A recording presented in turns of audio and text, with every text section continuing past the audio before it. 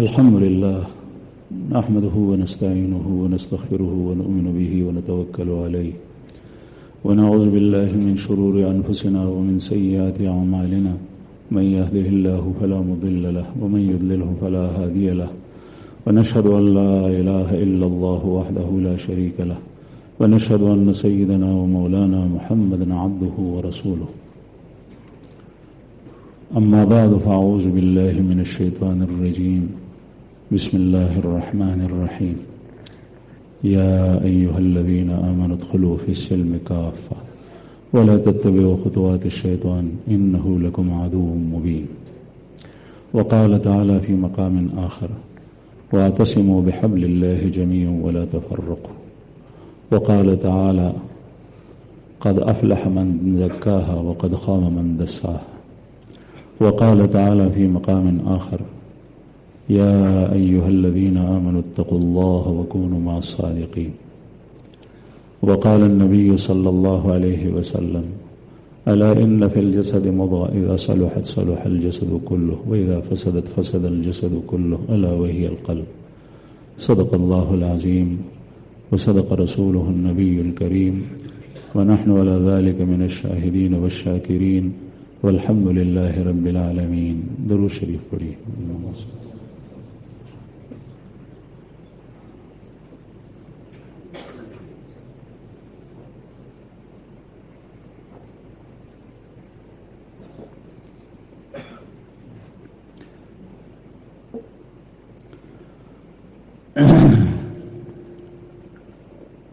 میرے معزز سامعین،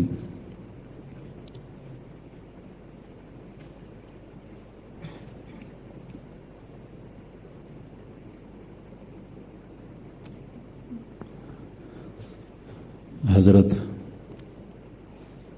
ہمارے شیخ حضرت شیخ الحدیث مولانا محمد زکریا نور اللہ مرقدہ کے خلیفہ مجاز، خلیفہ اجل سید مفتی مختار الدین شاہ صاحب دامت برکاتہم العالیہ، جو یہاں اس وقت تشریف فرما ہیں، اور ان حضرات نے حضرت سالو جی صاحب دامت برکاتہم العالیہ نے اور ان کے ساتھ ان کے معاونین نے یہاں جو اجتماع کا اہتمام کیا ہے، اس کا دوسرا دن ہے.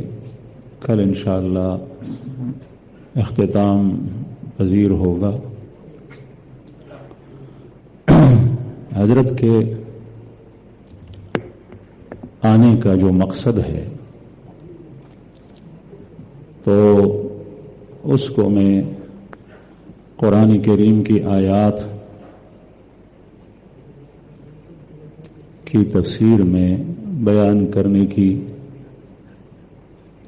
کوشش کروں گا. طالب علمانہ اللہ کرے کہ میری زبان پر ایسے الفاظ آ جائے جو حق ہو اور جس سے اللہ راضی اور خوش ہو، اور مجھے اور سننے والوں کو اس سے فائدہ ہو. اس وقت الحمدللہ ہمارے ملک میں مسلمانوں کے تمام ملکوں میں کچھ تفاوت اور فرق کے ساتھ دین کا کسی نے، اور اس ملک میں جس میں حکومت مسلمانوں کی نہیں ہے، الحمدللہ حضرات اہل علم کو دیکھا اور ان کے ساتھ تعاون کرنے والے دوسرے مسلمانوں کو دیکھا جو صاحب ثروت ہیں،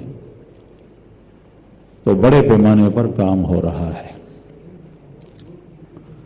لیکن مسلمان کی اچھی حالت شیطان، طاغوت اور شیطان کے چیلے اس کو کسی جگہ بھی کسی وقت بھی برداشت نہیں کر سکتے، اور شیطان کی کوشش یہ رہتی ہے کہ مسلمانوں کے ہاتھوں سے حقیقی اسلام نکل جائے. یا تو صورت بھی اسلام کی نہ رہے اور یا صورتاً اور رسمی طور پہ اسلام رہے لیکن حقیقتاً اسلام نہ ہو. جس طریقے سے آج کل بہت سارے شعبے ایسے ہیں جس میں حقیقت نہیں رہی. حضرت انس رضی اللہ عنہ شام تشریف لے گئے اور پھر واپس آ گئے. کچھ زمانہ کے بعد اہل مدینہ منورہ نے پوچھا کہ حضرت یہ رو رہے تھے، حضرت رونے کی وجہ کیا ہے؟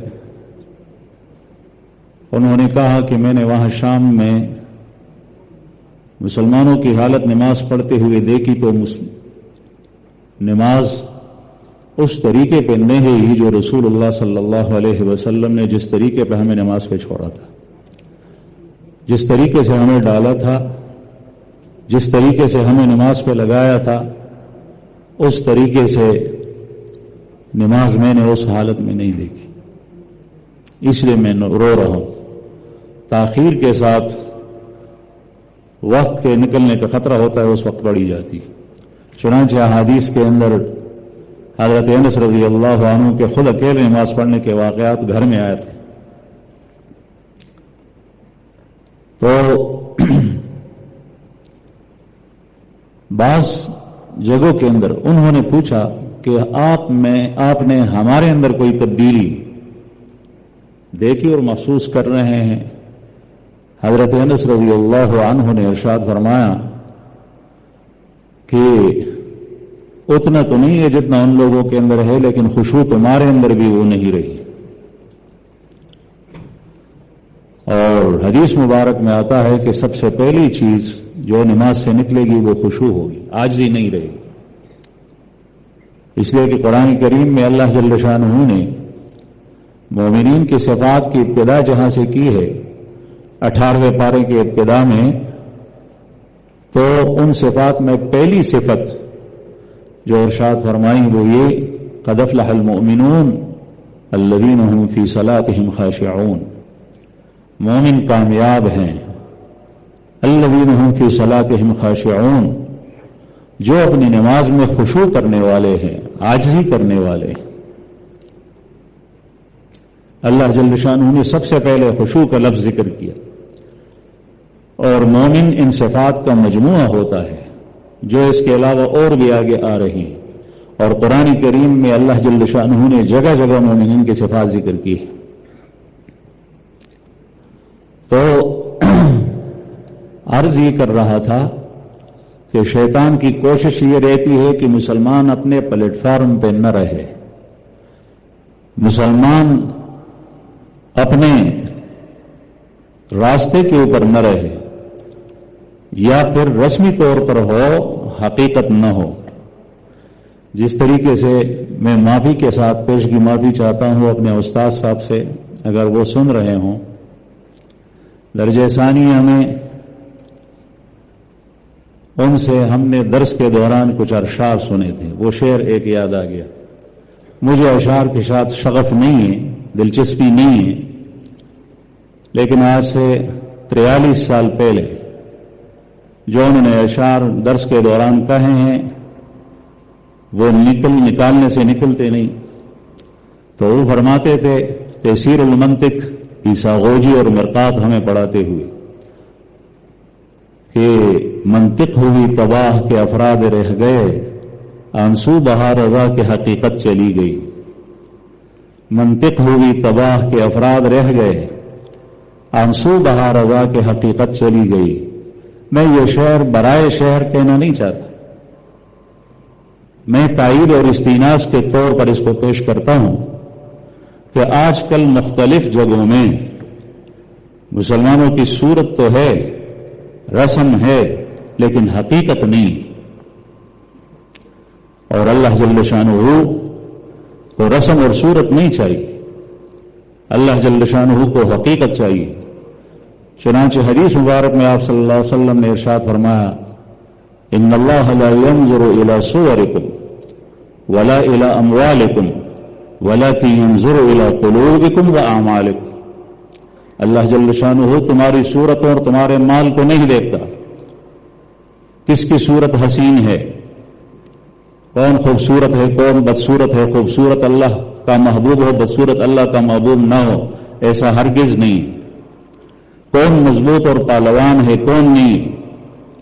حضرت عبداللہ بن مسعود رضی اللہ عنہ کہ جن کی طرف رسول اللہ صلی اللہ علیہ وسلم کے علوم سمٹ گئے تھے صحابہ کرام میں، وہ قد و کاٹ کے اعتبار سے نحیف تھے، جسم کے اعتبار سے، اور قد بھی مختصر تھا، چھوٹا تھا، اور پنڈلیاں بھی کمزور تھی۔ چنانچہ احادیث میں واقع آتا ہے کہ ایک دفعہ رسول اللہ صلی اللہ علیہ وسلم چند صحابہ کرام کے ساتھ باہر تشریف لے گئے، اس میں حضرت عبداللہ بن مسعود رضی اللہ عنہ بھی تھے۔ ان کے ہلکے جسم کی وجہ سے ان کو درخت کے اوپر چڑھایا گیا، اچھے اچھے پھل توڑنے کے لیے یا اس درخت کی شاخ کاٹنے کے لیے۔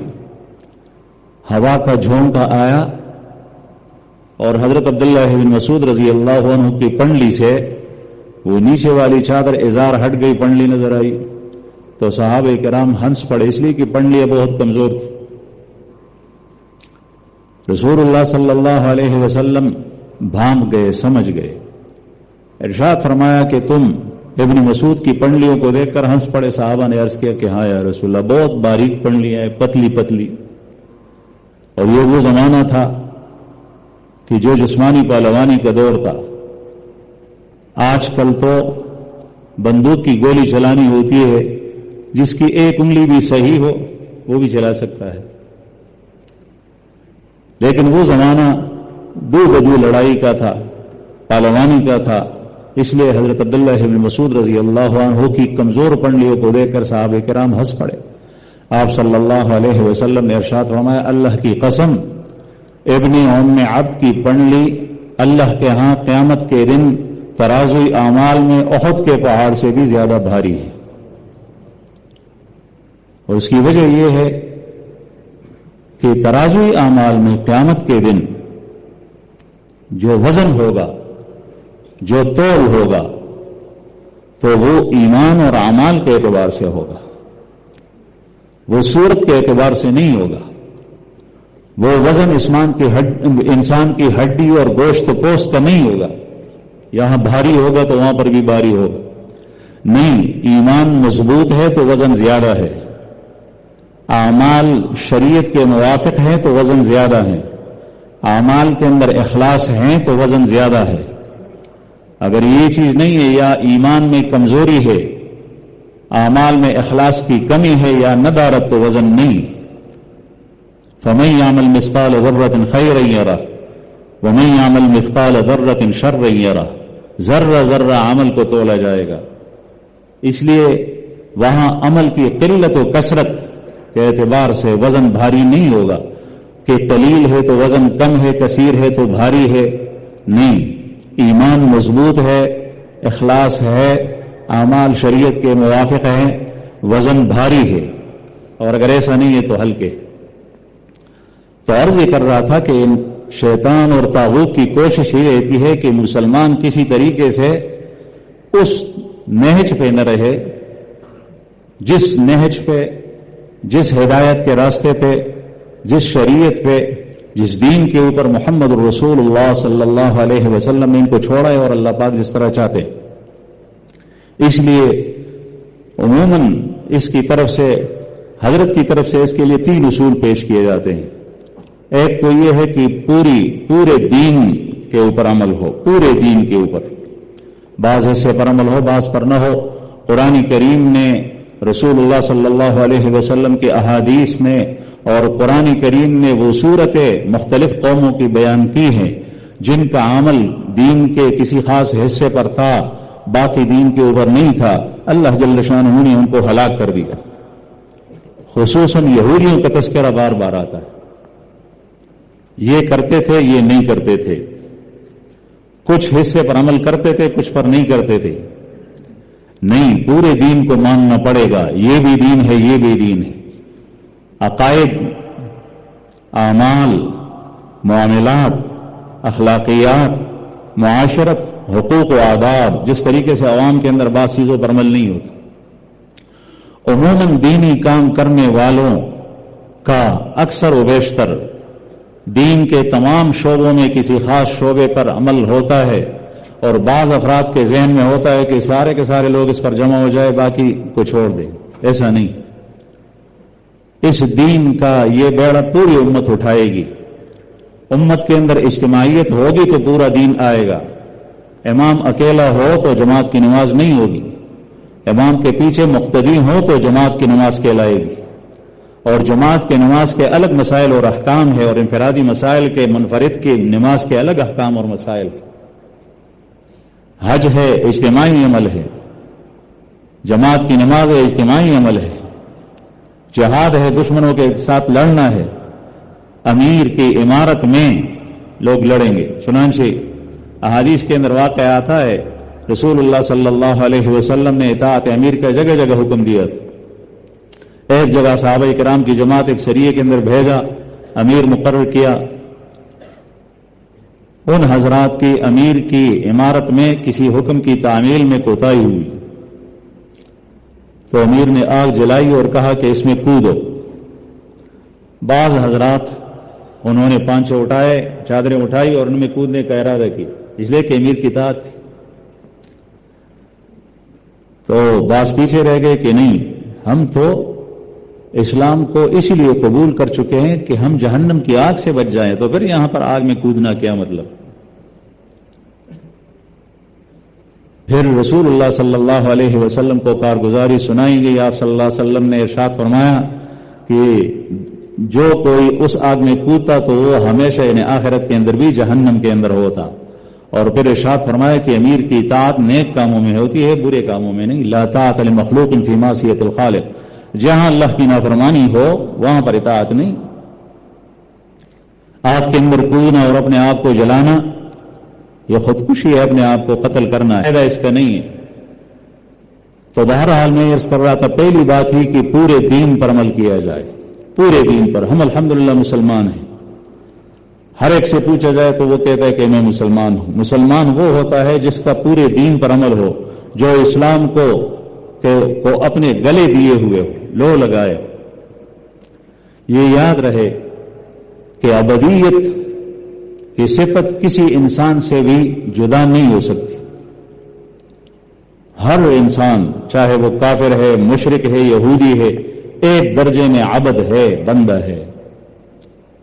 قرآن کریم میں اللہ پاک کا ارشاد ہے، ثم بعثنا علیکم عبادا لنا اولی بأس شدید فجاسوا خلال الدیار وکان وعدا مفعولا۔ بنی اسرائیل جو زمانے کے مسلمان تھے، اللہ جل شانہ نے فرمایا پھر ہم تمہارے اوپر اپنے بندوں کو بھیج دیں گے، اور عباد اللہ سے مراد کون ہے؟ بخت نصر اور جالوت، اور یہ کافر اور مشرک تھے۔ ابدیت ہے، انسان کی فطرت کے اندر یہ چیز ڈل گئی ہے، ریش بس گئی ہے کہ یہ کسی کے سامنے سر جھکائے گا۔ اس لیے آپ صلی اللہ علیہ وسلم نے ارشاد فرمایا، بئس عبد الدینار و عبد التیس عبد الدینار و عبد الدرہم، دینار کا بندہ ہلاک ہوا، درہم کا بندہ ہلاک ہوا۔ تائس عبد الخمیس عبد اللبیس، لباس اور چادر کا بندہ ہلاک ہوا۔ بعض لوگ دینار کے حصول کے لیے اپنی ایمان کو کھو بیٹھتے ہیں، درہم کے حصول کے لیے، روپے پیسہ اور رین کے حصول کے لیے اپنی ایمان کو کھو بیٹھتے ہیں، ایمان کو خیرباد کہہ دیتے ہیں، مسلمان کہنے سے اپنے آپ کو کتراتے ہیں، شرماتے ہیں۔ لیکن ایمان اسلام کی یہ صفت ہمارے ساتھ لگی ہوئی۔ پھر ہم بندے ہیں اللہ کے وہ جس پر دنیا اور آخرت کا نجات ہے، وہ بندگی نہیں جو کافروں والی ہے۔ وہ بندگی تو اس درجے میں ہے کہ اللہ جل شانہ نے کسی کافر کو کالا پیدا کیا تو وہ کالا ہے، اپنے آپ کو سفید نہیں بنا سکتا۔ جو سفید ہے گورا ہے تو وہ گورا ہے، جو بیمار ہوتا ہے تو وہ بیمار ہوتا ہے، جو صحت مند ہے تو وہ صحت مند ہے، جو موٹا ہے تو وہ موٹا ہے، جو پتلا ہے وہ پتلا ہے۔ جس کو مرد پیدا کیا ہے وہ مرد ہے، جس کو عورت پیدا کیا ہے وہ عورت ہے، اور جو اس کے خلاف کرتے ہیں تو وہ حرام کے اندر مبتلا ہے۔ جس طریقے سے آج کل آپ سن رہے ہیں، شیطان یہ کہے گا فَلَيُغَيِّرُنَّ خَلْقَ اللَّهِ، میں ان کو حکم دوں گا تو وہ اللہ کی تخلیق میں تبدیلی لائیں گے، تو وہ حرام کے اندر مبتلا ہے، لیکن پیدائشی طور پہ ہر ایک اس طریقے پہ آتا ہے جس طریقے سے اللہ چاہتا ہے۔ سب نے گردن رکھی ہے اللہ جل شانہ کے حکم کے سامنے۔ جس وقت موت آتی ہے کوئی بھی اپنے آپ سے موت کو دفع نہیں کر سکتا، چاہے وہ کتنے بڑے مال والا ہو، چاہے وہ یہودی ہو، چاہے وہ عیسائی ہے، چاہے وہ مسلمان ہے، چاہے وہ ہندو ہے، کوئی بھی اپنے آپ سے دفع نہیں کر سکتا۔ اس لیے ہمیں چاہیے کہ صحیح معنوں میں ہم مسلمان رہے، اور یہ مسلمانی ایک عزت ہے، ایک شرف ہے، اللہ جل شانہ ایک نعمت ہے جو ہم نے بخشی ہے، یہ ہم سے جدا نہیں ہوتی۔ یہاں بھی میں اپنے استاد صاحب کا شعر معافی ان سے مانگتا ہوں، پیش کرتا ہوں۔ ہم نے درجہ ثانیہ میں سنا، ہر ایک ادا سے ٹپکتی ہے سادگی میری، ہزار بار کہوں میں کہ میں پٹھان نہیں۔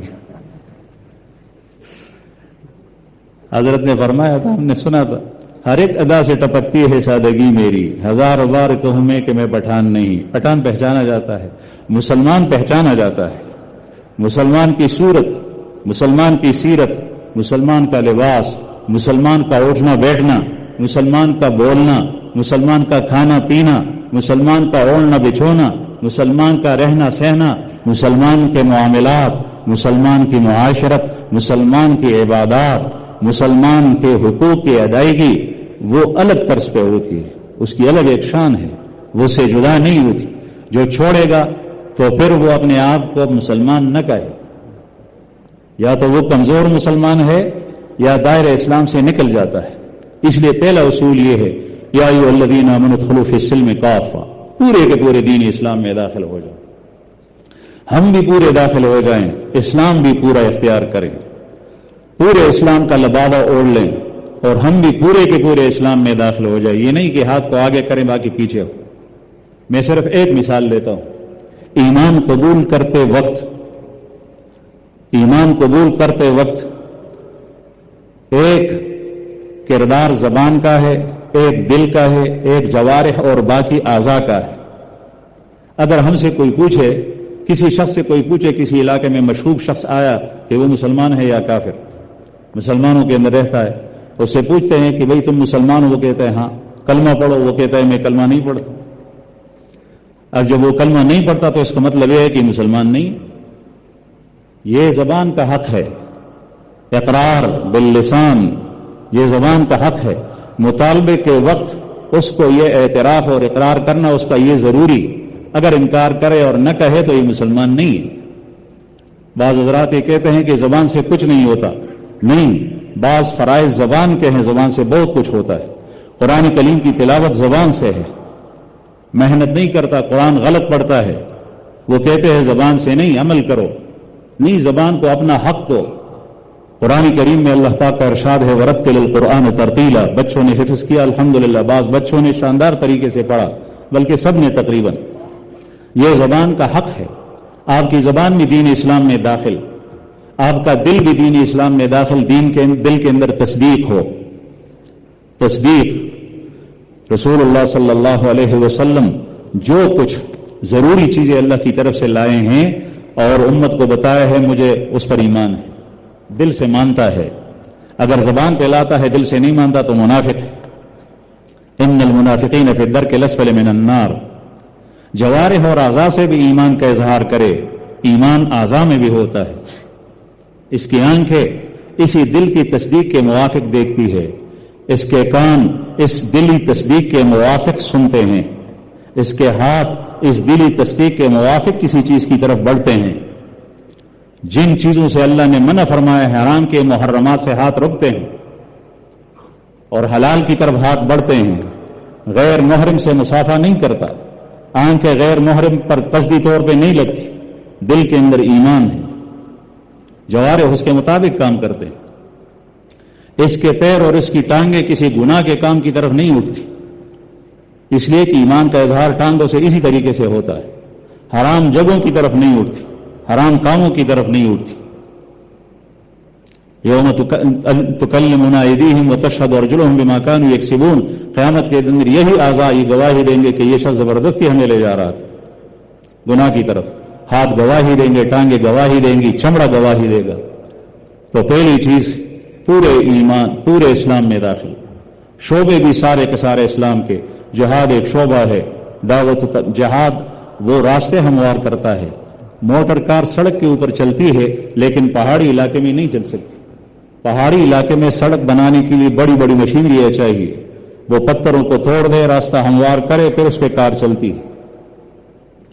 جہاد اس کے لیے راستے ہموار کرتا ہے تاکہ دین اسلام، اللہ کا دین، اللہ نے بھیجا ہوا محمد الرسول اللہ صلی اللہ علیہ وسلم پر اللہ کی زمین میں، اللہ کی بنائی ہوئی دنیا میں، اللہ کے مخلوق تک جو ساری انسانیت ہے وہ پہنچ جائے، اس کے لیے راستے ہموار کر رہا۔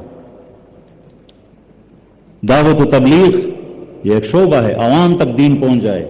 ہم مدارس میں پڑھاتے ہیں، اساتذہ سے ہم نے پڑھا، لیکن عوام الناس جو دنیا پہ کام کرتے ہیں وہ مدرسے میں نہیں آ سکتے، وہ دن اور رات اسباق کے لیے نہیں دے سکتے، اس تک دین پہنچانا ہے۔ مختلف طریقوں سے تبلیغ ہوتی ہے، رسائل کے ذریعے سے، ممبر سے بیان کے ذریعے سے، جماعتوں کے بھیجنے کے ذریعے سے۔ تزکیہ و تصوف دل کی زمین بنانی پڑتی ہے کہ دل قبول کرے۔ بہرحال پورا کا پورا دین ہو، یا ایھا الذین آمنوا ادخلوا فی السلم کافہ۔ دوسری چیز یہ آپس میں اتحاد و اتفاق، سارے کے سارے کام آپس میں جو حضرات کر رہے ہیں وہ سارے کے سارے مل جائیں، جڑ جائیں۔ ایک یہ کہ دل کے اندر یہ بٹھایا جائے کہ وہ صحیح اپنی جگہ پر ٹھیک کام کر رہا ہے، دوسری یہ کہ اس کو دعائیں دی جائے، تیسری یہ کہ اس کو اپنا بھائی سمجھا جائے، اگر کہیں شرکت کی ضرورت ہو تو اس کے ساتھ شریک ہو جائے۔ ہر مشین کے اندر، اس مشین میں الگ الگ پرزے ہیں، لاؤڈ سپیکر میں مکبر الصوت، جس سے میری آواز باہر والوں کی طرف اٹھتی ہے وہ بھی سنتے ہیں۔ اس کے اندر چھوٹے بڑے پرزے ہیں، یہ سارے کے سارے کام کر رہے ہیں، ہر ایک کا اپنا اپنا کام ہے، لیکن سب میں آپس میں وحدت ہے، اور اس وحدت کی وجہ سے میری آواز باہر نکلتی ہے۔ اگر اس میں تفرق و انتشار رہے تو پھر یہ کام نہیں ہو۔ رسول اللہ صلی اللہ علیہ وسلم نے ہر وہ سوراخ جس سے یہ امت کے اندر تفرق اور انتشار آتا تھا اس کو بند کر دیا، اس کو ابیت الجاہلیہ، جاہلیت کا دعویٰ وہ قرار دیا کہ وہ جاہلیت کا زمانہ، اس کی پکار پھر دوبارہ واپس آ گئی۔ جہاں بھی کسی جگہ ایسی حالت بن گئی، آپ صلی اللہ علیہ وسلم نے فوراً، صحابہ کرام کی تربیت اس طریقے سے ہوئی کہ وہ اس قسم کی بات کو برداشت نہیں کرتے تھے۔ ہمارے دل کے اندر شیطان مختلف قسم کے جذبات بڑکاتا ہے، احساسات اٹھتی ہیں، اس شخص نے میرے خلاف بات کی، یہ میرا دشمن ہے۔ اس بات کے اندر یہ مقصد تھا، بات کے اندر مختلف تعویلیں ہوں گی، یہ وہی تعویل یہ لیتا ہے اللہ کا بندہ جو بری تعویل ہے۔ حالانکہ قرآن کریم میں رسول اللہ صلی اللہ علیہ وسلم کی احادیث میں حسن ظن کا تذکرہ ہے، یہ سوء ظن کے اندر مبتلا ہے۔ اللہ جل شانہ ہمیں بچائے رکھے۔ مسلمانوں کا آپس میں جوڑ ہو، اتفاق ہو، تشدد ہو۔ میں یہاں پر بھی استیناس کے لیے ایک شعر حضرت سے سنا ہوا وہ بیان کروں گا۔ حضرت فرماتے تھے، کون کہتا ہے کہ ہم اور تم میں جدائی ہوگی، یہ ہوائی کسی دشمن نے اڑائی ہوگی۔ کون کہتا ہے کہ ہم اور تم میں جدائی ہوگی؟ ہم آپس میں سب بھائی بھائی ہیں۔ میں اس کو اس موقع پر استعمال کر رہا ہوں، سارے مسلمان ایک دوسرے کے بھائی، سب ایک دوسرے کے دست و بازو ہیں، ہمارے اندر جدائی نہیں ہو سکتی۔ وَاعْتَصِمُوا بِحَبْلِ اللَّهِ جَمِيعًا وَلَا تَفَرَّقُوا الْمُسْلِمُونَ كَالْجَسَدِ الْوَاحِدِ اِذَا اشْتَكَى عَيْنُهُ اشْتَكَى كُلُّهُ۔ سارے کے سارے مسلمان جسد واحد کی طرح ہے۔ یہ ہوائی کسی دشمن نے اڑائی ہوگی، یہ افواہیں کوئی دشمن اڑاتا ہوگا، اس کی وجہ سے تفرق و پھیلاتا ہے۔ تو بہرحال میں یہ عرض کر رہا تھا کہ اتحاد و اتحاد و وحدت، اللہ جل شانہ کی برکتیں، اللہ کی طرف سے انعامات، اللہ کی طرف سے فتوحات تب آتی ہے جب اس امت مسلمہ کے اندر اتحاد۔ اللہم الف بین قلوب المؤمنین، اللہم الف بین قلوب المؤمنین، اللہم وفق کلمتہم، اللہم وفق کلمتہم، یہ دعائیں مانگی جاتی ہے یہ اتحاد و اتفاق کے لیے۔ اور قلوبوں کے اندر اتحاد ہو تو یہ اتحاد ہوتا ہے۔ جسم کے اندر، جسد میں اتحاد، کسی مکان واحد میں جمع ہونا، یہ اجتماع ہے، اتحاد نہیں ہے۔ ایک ہی جگہ کے اندر 10 افراد بیٹھے ہیں، لیکن ہر ایک کی رائے الگ الگ ہے کسی کام میں، اور ایک دوسرے کی رائے نہیں مانتا اور فیصلہ بھی نہیں مانتے، تو اس میں کسی میں بھی اتحاد نہیں ہے۔ بعض جگہ میں سیاسی مشوروں کے اندر جو ہے وہ بیٹھا، جیسے ہی وہ مشورہ ختم ہوا دو الگ الگ کھڑے ہوئے اور آپس میں باتیں کرنے لگے کہ اس نے رائے غلط دی، اس نے فیصلہ غلط کیا، اس نے یہ کیا، اس نے یہ۔ تو میں نے کہا یہ اتحاد کس طریقے سے ہوا؟ حالانکہ اگر مشورہ ہے تو امیر کی طرف سے جو مشورہ کیا جاتا ہے پہلے رائے مختلف ہو سکتی ہے، لیکن امیر کے فیصلے کے بعد چاہیے کہ وہ سب اس کو مان لے، بس ہم نے مان لیا۔ آپ صلی اللہ علیہ وسلم صحابہ کرام کو جس رخ پہ بھیجتے، حضرت ابو موسیٰ اشعری معاذ بن جبل رضی اللہ عنہما کو یمن کی طرف بھیجا، ارشاد فرمایا تطاوعا ولا تختلفا، تطاوعا ولا تختلفا، ایک دوسرے کی اطاعت کرو اور ایک دوسرے کے اندر جو ہے وہ آپس میں اختلاف پیدا مت کرو۔ رسول اللہ صلی اللہ علیہ وسلم کتنے واقعات حدیث میں سامنے آتے ہیں، جب حدیث ہم سنتے ہیں اساتذہ سے یا پڑھتے پڑھاتے ہیں۔ عبداللہ ابن مسعود فرماتے ہیں کہ میں نے کسی سے قرآن پاک کی ایک سورت سنی، وہ اس طرز پہ نہیں تھی جس طرز پہ مجھے رسول اللہ صلی اللہ علیہ وسلم نے پڑھائی تھی۔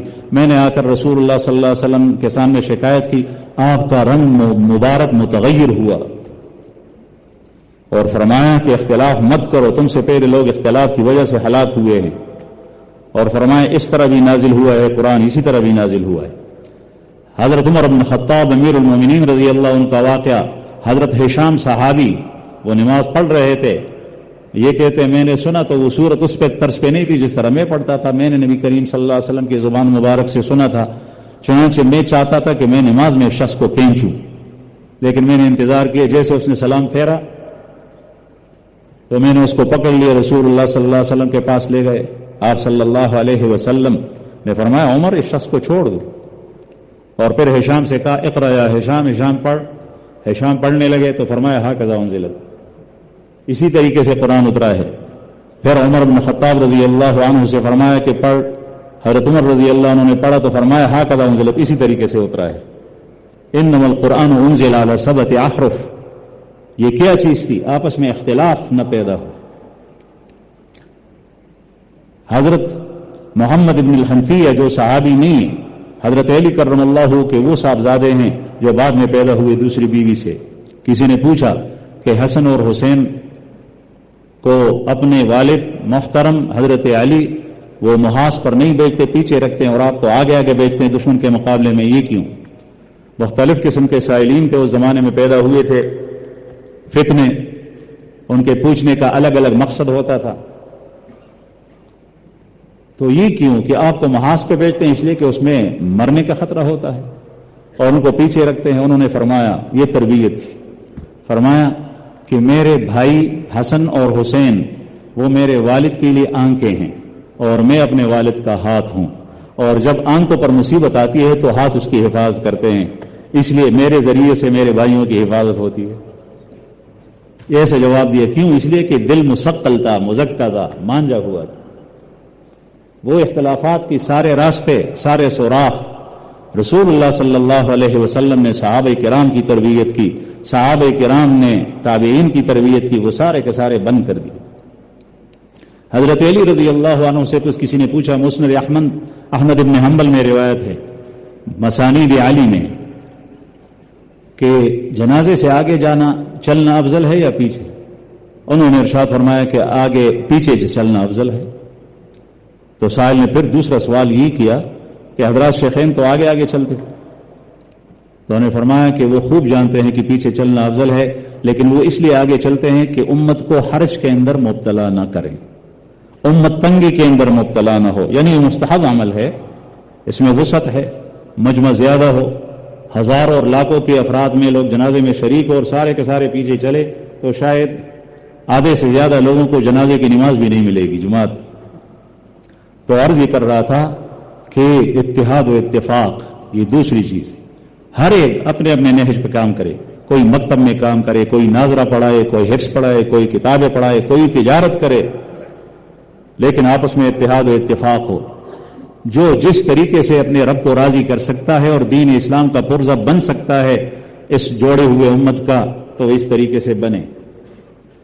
تیسری چیز، یہ دونوں چیزیں آئے گی تزکیے سے، اور تزکیہ پر مسلسل جو ہے وہ بات ہو رہی. حضرات اہل علم کے بیانات آ گئے، کل سے بیانات شروع ہیں. یہ انتہائی ضروری چیز. رسول اللہ صلی اللہ علیہ وسلم نے صحابہ کرام کے دلوں کو مانجا، مثقل کیا. وہ قوم جو انتہائی سخت تنخو تھی ان کو نرم کر دیا. جن کے دل پتھروں سے زیادہ سخت تھے ان کے دلوں کو نرم کر دیا. جن کے دل ٹیڑھے تھے ان کے دلوں کو سیدھے رخ پر لگا دیا. یہ یاد رہے کہ دل ٹیڑھا ہو اعمال ٹیڑھے نکلتے ہیں، اور اعمال ٹیڑھے ہو دل پر اس کا اثر ٹیڑھا ہوتا ہے، دل ٹیڑھا بن جاتا ہے. قرآن کریم میں اللہ پاک نے بنی اسرائیل کے بارے میں ارشاد فرمایا فَلَمَّا زَاغُوا أَزَاغَ اللَّهُ قُلُوبَهُمْ فَلَمَّا زَاغُوا أَزَاغَ اللَّهُ قُلُوبَهُمْ. جب یہ لوگ ٹیڑھے ہو گئے، یعنی ظاہر کے اعتبار سے، عمل کے اعتبار سے، شریعت کے پلیٹ فارم سے ہٹ گئے، وہ راستہ چھوڑ دیا، اعمال میں تغیر آ گیا، زاغ اللہ قلوبہم، ازاغ اللہ قلوبہم، اللہ پاک نے ان کے دلوں کو ٹیڑھا کر دیا. اور دل سیدھے ہوں تو اعمال سیدھے نکلتے ہیں. اعمال کے اگر کوئی آدمی چاہتا ہے کہ میرا دل تندرست ہو، وہ اپنے آپ کو کسی کے حوالے کر دے اور ان کے ارشادات کے زیر سایہ اسی طریقے سے کرتا رہے جس طریقے سے وہ بتاتے ہیں. یہ ظاہری اعمال کرے گا، کچھ وظائف، ان چیزوں سے بچنا، کچھ پر عمل کرنا، اس کا دل سیدھا ہو جائے گا انشاءاللہ کسی وقت. اور جب محنت کرتے کرتے دل سیدھا ہوتا ہے، اب جو اعمال آگے نکل گئے تو آسانی کے ساتھ نکل گئے. جس طریقے سے استاذ محترم نے صبح کے بیان میں ارشاد فرمایا کہ بعض نفوس ایسے کامل ہوتے ہیں کہ ان کو لذت محسوس ہوتی ہے اعمال کرتے وقت، بہت آسانی کے ساتھ عمل صادر ہوتا ہے. جس طریقے سے مولانا رشید احمد گنگوہی رحمہ اللہ فقیہ الہند نے اپنے شیخ و مرشد حضرت حاجی امداد اللہ مہاجر مکی رحمہ اللہ کو ایک خط میں لکھ کر ارشاد فرمایا کہ دو چیزیں حاصل ہو گئی، جس میں دو تین چیزیں حاصل ہو گئی، جس میں ایک چیز یہ تھی کہ شریعت کے اعمال ایسے صادر ہوتے ہیں جس طریقے سے طبی اعمال. انسان کا جی پیاس کے وقت پینے کو چاہتا ہے تو پینے میں مزہ آتا ہے، بھوک لگتے وقت کھانے کو جی چاہتا ہے، کھانے میں مزہ آتا ہے، اور جب پیشاب کا تقاضا ہوتا ہے تو پیشاب کے لیے جاتا ہے. یہ طبی اعمال ہے. تو ارشاد فرمایا کہ الحمدللہ شریعت کے اعمال ایسے صادر ہو رہے ہیں جس طریقے سے طبی اعمال. یہ وہ نفس ہوتا ہے جو کمال کے درجے پہ پہنچتا ہے. اور یہ نہیں ہے کہ اس کو اجر کم ملے گا، جس طریقے سے بعض حضرات کہتے ہیں کہ الاجر بقدر المشقہ. یہ ٹھیک ہے، لیکن اس شخص نے ابتدا کے اندر وہ مشقتیں جیلی ہیں، وہ پاپڑ بیلے ہیں، وہ جان جھونکوں میں ڈالا ہے کہ جو ساری کی ساری بات والی مشقتیں پہلے اس نے سیلی اور برداشت کی، جس کی وجہ سے اس کی خوب ایسی بن گئی کہ اعمال کا صادر ہونا اس کے لیے آسان ہو گیا. تو یہ بہت ہی ضروری. اگر دل ٹیڑھا ہو تو اعمال ٹیڑھے نکلیں گے، چیزیں ٹیڑھی نظر آئے گی. اس لیے حدیث مبارک میں رسول اللہ صلی اللہ علیہ وسلم نے ارشاد فرمایا اللہم ارنی الحق حقا وارزقنی اتباعہ وارنی الباطل باطلا وارزقنی اجتنابہ. اللہم ارنی الحق حقا وارزقنی اتباعہ. اے میرے اللہ مجھے حق کی شکل میں دکھا اور حق کا اتباع نصیب فرما، اور باطل کی شکل میں دکھا اور باطل سے اجتناب نصیب فرما. مجھے باطل نظر آئے اور حق نظر آئے، جھوٹ نظر آئے، سچ نظر آئے، روا نظر آئے، ناروا نظر آئے، مشروع نظر آئے، غیر مشروع نظر آئے، حلال نظر آئے، حرام نظر آئے، تاکہ حلال کو اختیار کروں، حرام سے بچوں. یہاں بھی میں ایک شعر حضرت کا بیان کرتا ہوں، اس زمانے کا سنا ہوا. حضرت نے فرمایا تھا ہر چیز تیرے عشق میں الٹی نظر آتی ہے، لیلا نظر آتا ہے، مجنون نظر آتی ہے. ہر چیز تیرے عشق میں الٹی نظر آتی ہے. حب جاہ سے محبت کے عشق میں، مال سے محبت کے عشق میں، دنیا سے محبت کے عشق میں، عہدہ اور منصب سے محبت کے عشق میں. اس سے محبت ہے، اس سے عشق کے درجے میں. عہدہ ملے، مال ملے، کاروبار بڑھے، مارکیٹیں ہوں، کپڑے ملے، سواریاں ملے، بنگلے اور کوٹے ملے، یہ چیز چاہیے. دین اور ایمان کی کوئی پرواہ نہیں. تو ہر چیز تیرے عشق میں الٹی نظر آتی ہے، ہر چیز الٹی نظر آتی ہے. یہ جائز نظر آتا ہے، وہ جائز ناجائز نظر آتا ہے، یہ ناجائز جائز نظر آتا ہے، غیر مشروع مشروع نظر آتا ہے، اور مشروع غیر مشروع نظر آتا ہے، حلال حرام نظر آتا ہے، حرام حلال نظر آتا ہے. ایک لطیفہ سناؤں. حضرت تشریف لے گئے، چونکہ حضرت کا آنا پہلی مرتبہ ہوا تو ہمارے لیے بھی یہ جگہ اجنبی. آپ حضرات کے ایئرپورٹوں میں جو کچھ دیکھا جاتا ہے، تو حضرت نے مجھے فرمایا کہ یہاں تو مرد عورت کو میں نہیں پہچانتا. مرد کون ہے عورت کون ہے؟ اس لیے کہ اس کے بھی سر گنجا ہے، اس کے بھی اس کے سر پہ بھی بال نہیں ہے، اس کے سر پہ بھی بال نہیں ہے، اور اگر ہے تو دونوں کے سر پہ بال ہے. جو ارشاد فرمائے کہ صرف اتنی بات معلوم ہوتی ہے کہ جو عورت ہے تو اس کی شلوار نہیں ہے، جو مرد ہے اس کی شلوار ہے. یعنی مرد پتلون پھر بھی پہنتا ہے. بہرحال یہ دنیا ہے. ان لوگوں کو مزہ اس میں آتا ہے کہ اپنے آپ کی حیت اس طریقے سے بنائیں. پہلے زمانے میں ہمارے ہاں بچپن کے اندر ایک زمانہ وہ تھا کہ ایک قسم کے بال ہوتے تھے جو غلط بال تھے، جس کو انگریزی بال کہتے تھے. نیچے گردن کے اوپر جو ہے وہ چھوٹے کیے جاتے تھے، اوپر بڑے. آج کل بائلوں کے مختلف سٹائل ہیں. جو نائخانے کے بائر جو ہے وہ لگے ہوئے ہوتے. تصویریں آپ کون سے بال بیان کرنا وہ بنانا چاہتے ہیں. اور اکثر سٹائل ایسے ہیں کہ جس کو دیکھ کر مجھے تو متلی آتی ہے، گناتی ہے. میری طبیعت ایسی ہے، نازک ہے، بہت زیادہ الٹی آتی ہے، لیکن وہ رکھتے ہیں جانور کی طرح. یہاں سے سیدھے جو ہے وہ بال کی ایک لمبی لکیر پیچھے کی طرف گئی، جس طریقے سے مگرمچھ یا بعض جانوروں کے کمر کے اوپر ہوتا ہے. اب یہ کوئی خوبصورتی ہے؟ اس لیے حضرت کا شعر مجھے بار بار یاد آتا ہے، ہر چیز تیرے عشق میں الٹی نظر آتی ہے، لیلا نظر آتا ہے، مجنون نظر آتی ہے. یہ کسی طریقے سے ہمارے دل کو سکون ملے، انس ملے، ہمارا نفس ٹھنڈا ہو. نفس کو ٹھنڈا کرنے کے لیے نشہ ہے. جو مرض بڑھتا گیا جو دوا کی، جتنے آگے بڑھتے ہیں اس طریقے سے سکون ختم ہو جاتا. اس کا آخری نتیجہ یہی ہوتا ہے کہ بعض ملکوں میں قانونی طور پہ خودکشی کی اجازت دی گئی. بعض ملکوں میں مشین بنائے گئے ہیں کس طریقے سے آسان طریقے سے آپ اپنی جان کو وہ لیں گے، یعنی موت میں واقع ہو جائیں گے. تو بہرحال عرض یہ کر رہا تھا کہ تزکیہ انتہائی ضروری. میں سمجھتا ہوں